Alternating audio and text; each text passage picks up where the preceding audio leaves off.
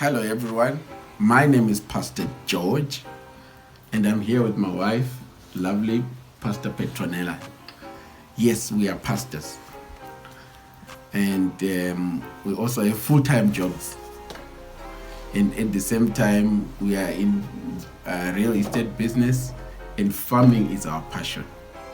So we just want to share our lives as farmers. And there we are. Yes, that's so true. We've been taught in the Word of God from the book of Joshua, chapter 17, verse 17. Moses is addressing the children of Israel. Two particular plans were very ambitious people, just like you. He said to them, "You are a great people with great power, and therefore you should have more than one lot." And the lots are a representation of an income stream. Amen. So we take our word practically and put it into our lives for use. We are a great people, and so are you. So for you to live in this world as you're supposed to, you should have more than one lot, which means more than one stream of income, hence farming, besides professional jobs. So we are here today to make sure that just to inspire the youths, because we hear that there is a lot of unemployment, not only in Africa but worldwide. And farming can be a very lucrative career for the youth, not as a fallback plan, but as an intentional career to make you or to give you a great life. And also we need to make sure that as God's people, as people of Africa, people of color, we need to feed ourselves. Africa needs us to bring food to this continent.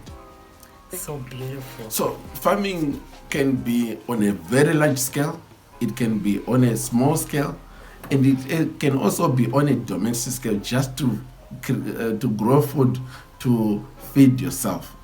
And so there are different opportunities for different types of people. But one thing for sure, when you're a farmer, you will never go hungry. And the beautiful thing about farming is you only need three basic things. Number one, a piece of land. It can be tracts and tracts of land, or a very small corner where you can just measure land. Like this table, it's big enough. And secondly, you need water. And thirdly, you need passion. Your desire will take you where you want to go. I know some people will be saying our places are too cold, our places are too dry. That's why she didn't mention weather, because weather you can control it to suit what your needs. It's subjective, yes. And some of you are looking at this. This is one of the crops that we are growing here. Look at the size of the cabbage. Imagine you've got 1,000 of these. Imagine you've got 10,000 of these. Imagine you've got 100,000 of this. And you only sell it for 10 rand. I tell you, if you do that, you will never go and look for a job anywhere. And lastly, when I came to this country in 2007, I was amazed. I read on a newspaper, the Sunday Times, where an article was saying in South Africa, they were then slaughtering 13 million birds every week. I was shocked to realize that 13 million per week times 4, that's 52 million birds per week to feed a country of 48 million people.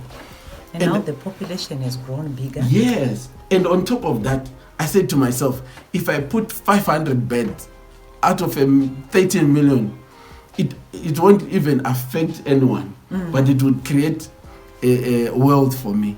If I put 100, only 100, if I have a small piece of land and I have only 100, imagine.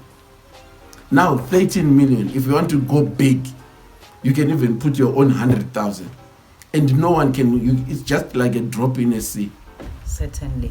So every single person has an opportunity to make something out of basically nothing.